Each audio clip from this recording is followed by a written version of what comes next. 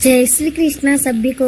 इस पावन पुण्य मास में आज से हम शुरू कर रहे हैं पुरुषोत्तम मास महात्म्य की सरल और भावपूर्ण कथा। तो आइए श्रद्धा और भक्ति के साथ सुनते हैं पुरुषोत्तम मास का पहला अध्याय। जय श्री गणेशाय नमः। एक बार बहुत से ऋषि मुनिजन नैमिषारण्य तीर्थ में जाकर यज्ञ करने में तत्पर थे। उसी समय सूत जी तीर्थ यात्रा के निमित्त भ्रमण करते हुए अपने शिष्यों सहित वहां पर आए।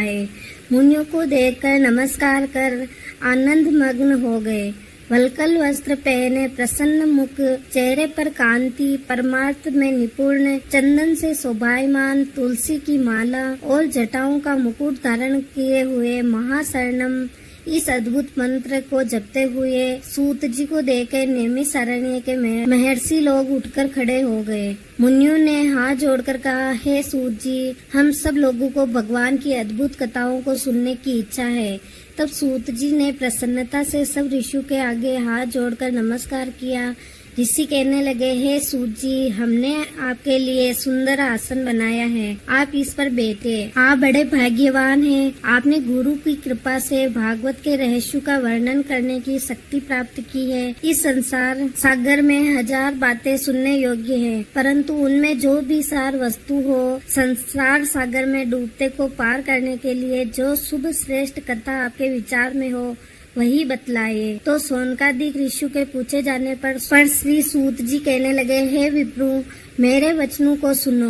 मैं पहले पुष्कर तीर्थ गया और वहाँ से हजारों तीर्थों में होता है हस्तिनापुर गया। वहाँ राजा परीक्षित अपने राज्य को छोड़कर अनेक महापुण्यवान ऋषियों के साथ गंगा किनारे जा रहे थे। उनमें अनेक सिद्ध योगी और महासिद्ध मुनि थे। मैं वहाँ पर उस समाज को पूछ ही रहा तो वहाँ श्री कृष्ण भगवान के चरण कमल में मन लगाए महामुनि व्यास जी के पुत्र श्री सुखदेव जी पधारे, जिनकी 8 वर्ष की आयु, शंख के समान कंठ, ऊंचे और चिकने केशों से गिरा हुआ मुख, दृढ़ कंधे, चमकती हुई कांति, वह अवधूत वेश ब्रह्म स्वरूप थे। ऐसे महामुनि सुखदेव जी को देखकर भी मुनि हाथ जोड़कर खड़े हो गए। तब मुनियों के बनाए हुए कमल चक्र जैसे ऊंचे आसन पर सुखदेव जी को बिठाया गया। उस आसन पर बैठे हुए ज्ञान समुद्र के चंद्रमा सुखदेव जी श्री ऋषि की पूजा को ग्रहण कर ऐसे शोभायमान हुए जैसे तारागण में चंद्रमा शोभायमान होता है। जय श्री कृष्णा। तो ये रहा